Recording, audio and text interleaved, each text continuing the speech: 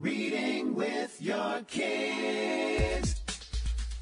Hola, ni hao, konnichiwa, assalamu alaikum, shalom, mahaba, monomilwanji, namaste, jambo,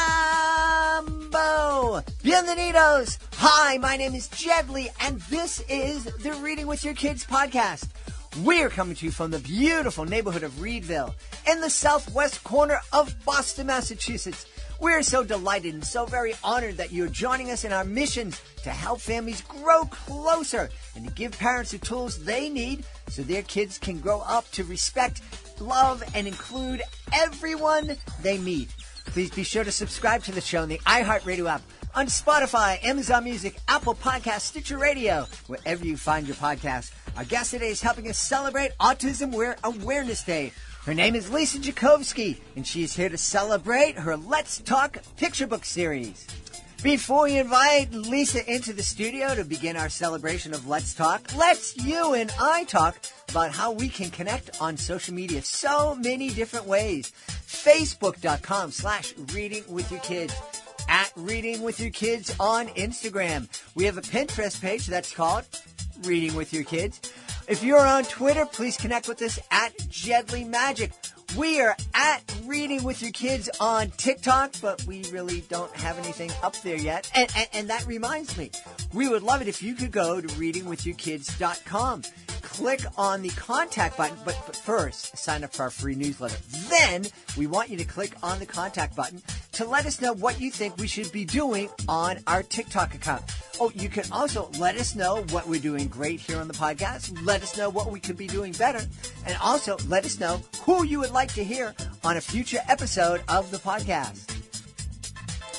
Join us right now from the great and beautiful Garden State of New Jersey. Our guest today is here to talk about a really important picture book series. The series is called Let's Talk. And our guest tonight is Lisa Jacovski. Hey, Lisa, how are you? I'm good, Jed. How are you? I'm pretty wonderful, and I'm excited to talk about Let's Talk. I think this is important because of one of the characters that we meet. Can you talk to us about that character? I can. Thank you so much. So one of the main characters is Emma. She's Eastern Indian, and she happens to have autism. So that affects her in the way that she cannot verbally talk, but she knows how to read and write. So she actually used something called a picture exchange communication system, PECS, which is index cards that she can read, and she sometimes carries around a notebook that she can write in to communicate with her best friend, Harper. Yeah. Now, do we have any idea of why a child with this intelligence who's able to communicate with written word and is able to hear and understand it, why do we know the physical thing that's going on that prevents her from communicating verbally? That is a very good question. As of right now, we don't know what causes that, but I've been in school for school psychology. I just started it, and in our textbook, there is a lot of research that pertains to genetics. So they're starting to figure out that autism can actually be passed down, and there's a specific gene that actually leads to autism. So I'm sure soon they'll be able to figure out why one child has these different signs and one has another. But right now, we don't fully know. Yeah. This is the thing that's so fascinating to me. Yeah. I have a background, it's been many decades, but I had worked in human services coming out of college. And so that was when this whole idea of autism was just kind of being discovered. And the folks who were, had the diagnosis of being autistic were very needy. Everybody that I met was, pretty much nonverbal, or if they were verbal, they would just use words. They weren't able to communicate in sentences, and they weren't able to care for themselves. And, for the most part, they were either in some kind of group setting or they were at home, but with lots and lots of care. Our understanding of autism, what autism is really expanded since that time. And the question that I always had, back then it was, I don't know the exact numbers, but it was very rare that somebody would be diagnosed as being autistic.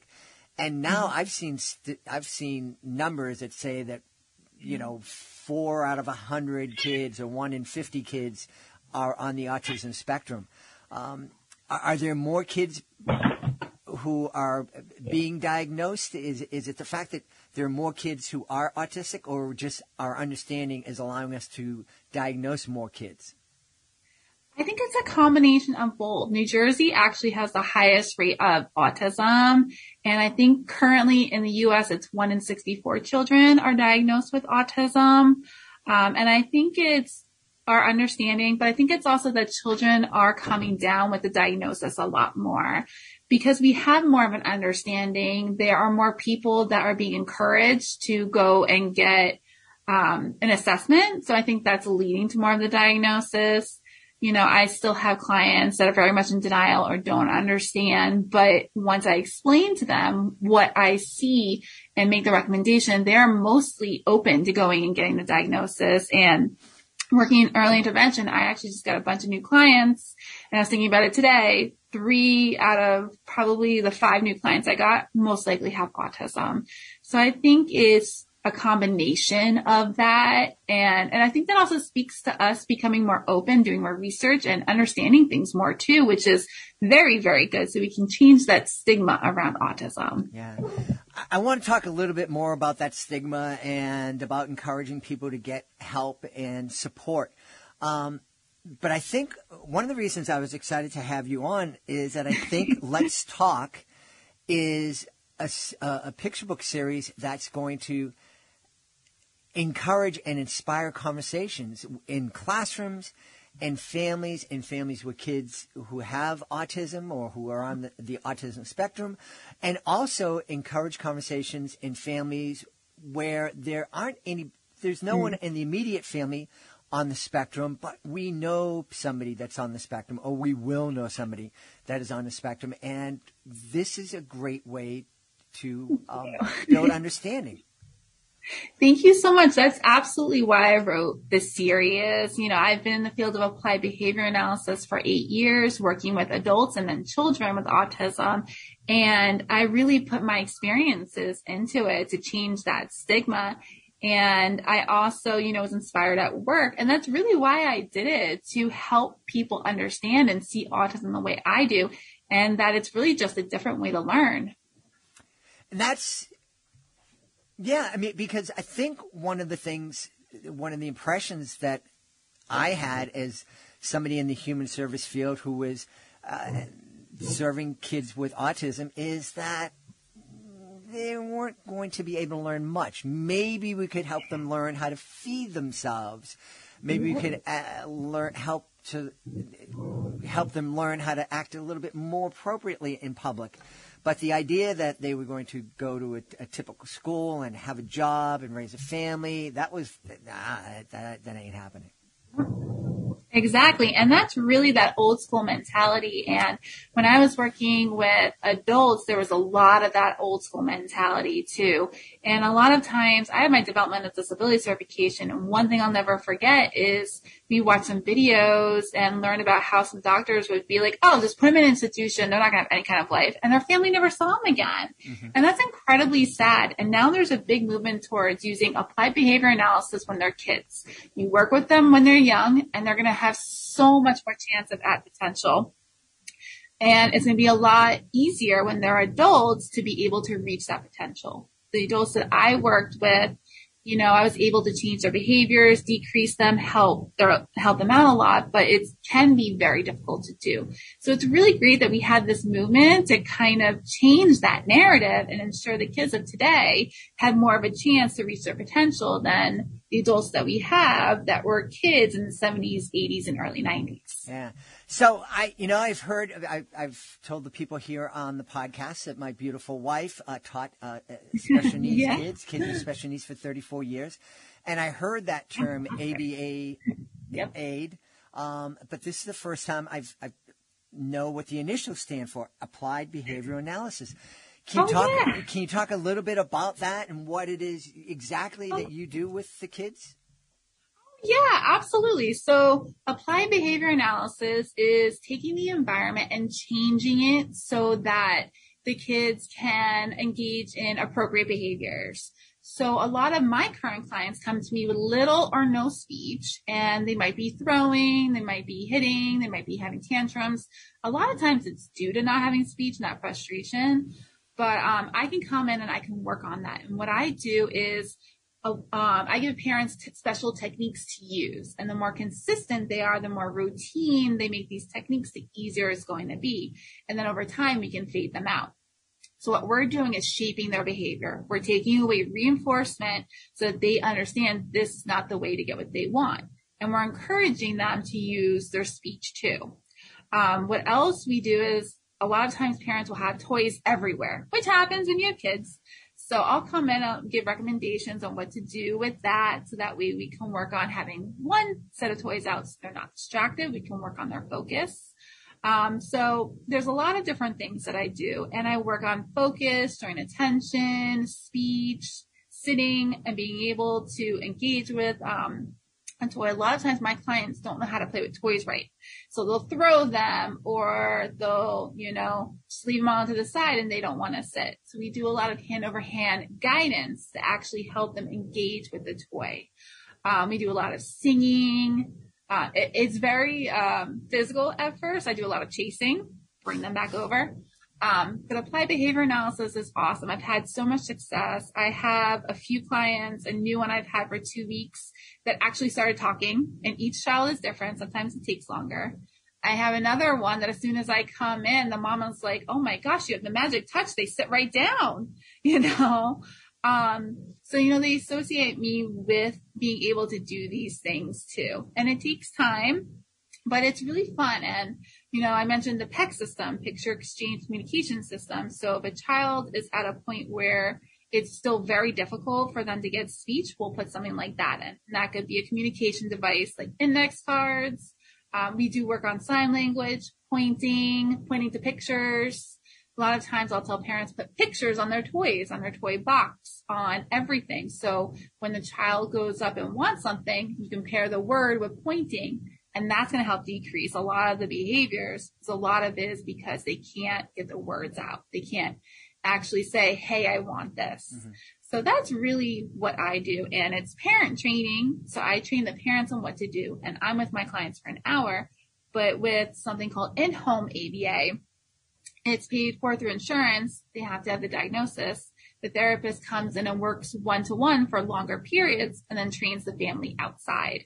So it's really awesome, and it's honestly a lot of fun. I enjoy it. Yeah, well, you can tell. I mean, you through the magic of technology, I am seeing you absolutely light up as we talk about this, and you have a huge smile on your face, and you can tell that this is. It brings you a lot of joy. You're expressing a lot of joy as you're speaking.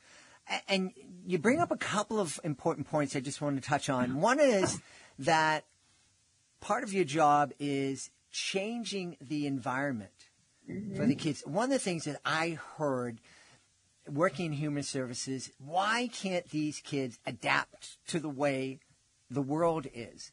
And the simple answer was, they can't.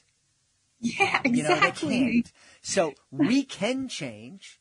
So why, since we're able to adapt, and it's a pain in the neck and we don't want to do it, but we can do it. So why can't we make the changes in our lives, in our environments that aren't going to hurt us, that aren't going to put us out, that we're going to be able to live with, that makes it easier for somebody else to thrive and be happy in? And thankfully, the attitudes have changed a lot. I was in human services before there were wheelchair ramps everywhere. And, so that's one thing. That's one thing I learned. And I'm happy that more of the world is kind of embracing that. The other thing that you mentioned, and that we've talked a lot about here on the podcast, is just how important it is for us as parents to help our kids learn how to identify their emotions. And how a lot of kids, every unpleasant emotion turns into anger. I'm disappointed. I'm angry. I'm sad. I'm angry. I can't get what I want. I'm angry. Imagine for a minute, and these are typical kids that are growing up and have, the skills and the understanding that most kids have. Imagine there's a kid who doesn't have that, whose brain is very different and is working in different ways, and the signals and their neurons are going this way and that, not the way they're supposed to be going, at least not the way it typically goes. And they aren't able to communicate, and they're not able to get their wants and express themselves. Imagine how angry they must be constantly. Exactly. And that's part of it too, the receptive language. Their understanding of what's going on, what's being said to them is not there too. So that's why we do a lot of hand over hand and do things with no emotion on our face and no words or very simple words. Whereas a lot of parents will be like saying their name over and over and over. I'm like, okay, don't use their name. Just go over hand help them, because a lot of times that's going to create anxiety. They don't understand what's being said to them, and that's just going to make things even worse. So I work on that a lot with them too. And you bring up great points, because a lot of times I have had families that are like very resistant to changing things. I've had families that don't realize you have to work with your kid. They think me working with their kid, that's it. I'm just going to fix everything. They don't realize they have to work with the child outside of session. And I've had families that, it's food. They don't like mess. They don't like the toys everywhere. They don't like the food everywhere. And I'm like, well, they're two, I get messy too. So as adults, it's almost like we become very, very stubborn and stuck in our ways. And that's where you put limits on your child. Mm-hmm. And that's what I try to break and work on. It can be very difficult. Parents can be as much decline as my kids. Mm-hmm. But I agree with you. Parents need to really open up more, and they have been, but there's still a fair amount that really just don't understand too. Yeah. You mentioned earlier that there are a lot of people who are either resistant to having their child receive a diagnosis. My beautiful wife has told me many stories where parents refuse to allow their kids to be evaluated. And mm-hmm. I also know of adults who have been very resistant to accepting, they're successful in life. Life isn't perfect, and a neurologist might suggest, hey, I think you're on the Asperger. You have Asperger's, and they just don't want to hear that. What's causing that resistance? Not enough research and not enough positive information out there about autism. As I was saying before, doctors would be like, just put them in a developmental center and they're never going to have any kind of life. And it's that attitude that's grown up with people and continues today, that people really believe, oh, they have autism, they're never going to amount to anything. Oh my gosh, what am I going to do? And that's really not the truth. Even if they're lower on the spectrum, there's so much potential they can have. They can still, feed themselves, dress themselves, have a normal life. They may not make straight A's in school or be able to have a typical job, but there's companies pumping up all around that employ individuals with autism. There's day programs that employ individuals with autism. There's a lot that helps individuals no matter where they are in the spectrum. And that's really why I wrote my books. There needs to be more positivity out there. There's so much research coming out, so much good coming out, and it needs to be promoted. And, once I come in and I tell my parents, I think they need to go get diagnosed, I've had a few go and do it and get so overwhelmed after. And I'm like, I understand. I'm here for you guys. Once you're ready, I have this information for an ABA company to come in and help you. And I've had a few actually work with the company, and it's gotten to the point where they didn't need me anymore because they had the in-home ABA, so it's because there's just not enough research and not enough positivity put out there. And parents of kids who get the diagnosis, they get so overwhelmed. It's a lot of paperwork. They're on their own. There's not enough put out there about the resources that are available to them either. And that's part of why too, I started this series, and I really try to help my families because they need it. Yeah. They need it, and we need that positivity out there. Yeah. So imagine that a family with 2 or 3 kids, none of them are on the spectrum. They're sitting down, they're reading the Let's Talk series. What kind of conversations do you think that family can have around the books? Oh, that's a great question. I would hope that, one of the children says, why does Emma have this communication device? Why is she holding these cards? It says in the book about autism and explains it in a way that kids can understand. But I would hope that the parents would say, hey, this friend has this too, and explain to them about it, because more than likely 99% of these families are going to have someone in their school or a friend that they know that has it. So I'd hope it would bring up that conversation. I would hope that it bring up the conversation to the kids to say, she's different, but who cares? Mm-hmm. Don't let anybody ever tell you not to be friends with somebody who is different. That's a conversation. I hope that comes up. I also hope that comes up is a conversation about diversity. Both my characters are diverse, and I hope the conversation comes up that says, you know what? She's a different color skin than you are. Who cares? Be friends with her anyways. Mm-hmm. So I hope those are conversations that come up. And I hope they say too, hey, Emma at school has autism. Why don't we invite her over? Why don't we invite her to the pool? Yeah. Why don't we invite that friend to come over and do something fun? So I want these families to teach their children to be open no matter what, and to go up to that child at school and be like, hey, why don't you come over? Let's be friends. So that's my hope with these books. Yeah. Hey, you brought up a good point, and I know that there are a lot of very, very well-meaning, caring families that teach their kids to be respectful, to treat everybody with respect and kindness, to understand that people can be your friends. But then it comes time for a pool party, and that parent might go, but I don't know how they're going to do in the pool. And what do you say to that parent? I would say, go and talk to the parent of the child with autism that you have concerns about. Go to them, ask them, what they think about how they'll be in the pool. Ask them, how they are when they go out in a social situation. What can you provide at the pool that could help? Or would a tube help? Should you bring a tube? Should you bring, different kinds of food, or ask the mom and the dad if maybe they would stay to help out with their little one. Just get background information, just prepare and be open, try to help, try to say, what can I do to make sure this is fun and a great experience, not just for my child, but for yours. Mm-hmm. It's a team effort. It's working together.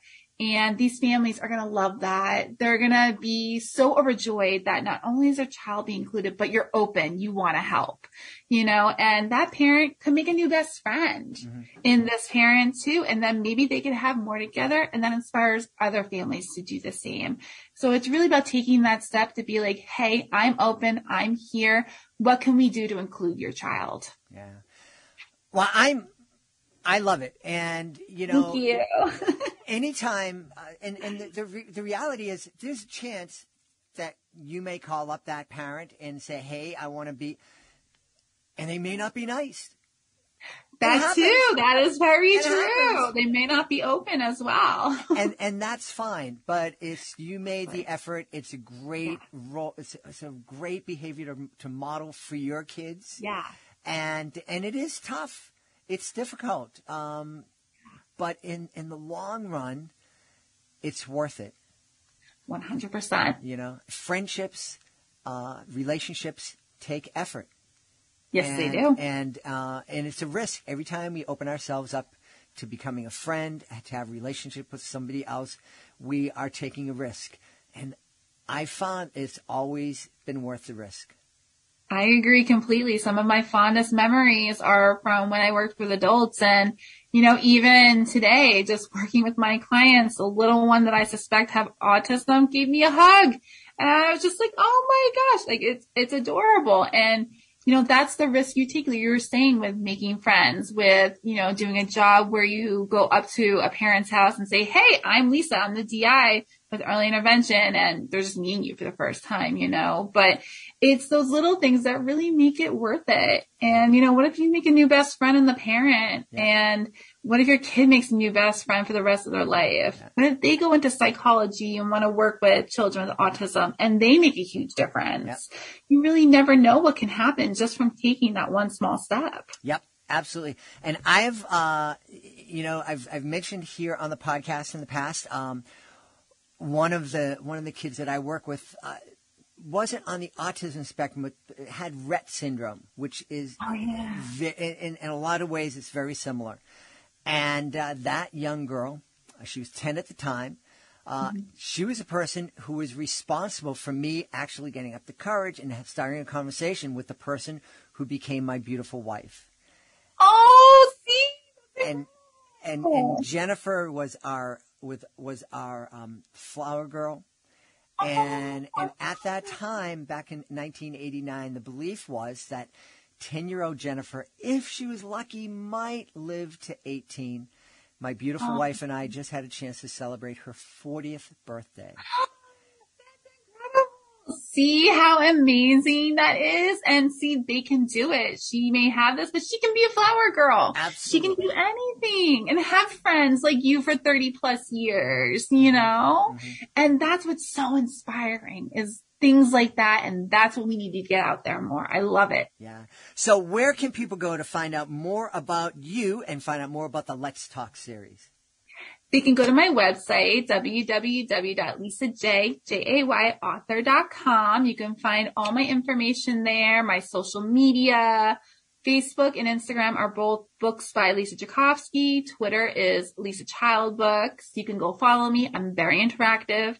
You can always reach out to me on my social media. I have a contact form on my website, and you can find my books on Amazon, all major retailers. You can reach out to me with questions about autism, about ABA, about psychology. I am more than willing to help to answer questions, and I really hope, you enjoy my books. Awesome. We've had a really wonderful time talking about autism, talking about friendships, talking about the Let's Talk series with our guest, Lisa Jacovski. Hey, Lisa, thanks for being with us. Thank you so much, Jed. This was so much fun. I really appreciate the opportunity. Please be sure to join us for the next episode of the Reading with Your Kids podcast. Our guest will be Aris Roberts. He'll be here to celebrate Busy's Wings. It's a really, really fun interview about bees and beekeeping and what a great hobby beekeeping is. And you'll also be interested to know that Aris is 16 years old, and he is a very intelligent, fun, well-spoken young man. You're going to love meeting him. I certainly enjoyed speaking to him. That's the next episode of the podcast. I want to thank the folks who made today's show so wonderful. Of course, we want to start by thanking our guest, Lisa Jacovski. Please be sure to check out her Let's Talk picture book series. Also want to thank my team, Fatima Khan, Rory Grady, Skylar Strauss. I want to thank my beautiful wife for all the support she gives me. Most of all, we all want to thank you. Thank you so much for taking the time to join us today. And as always, thank you so very much for taking the time to make the world a better place by reading with your kids. I'll be looking for you in the next edition of the Reading with Your Kids podcast.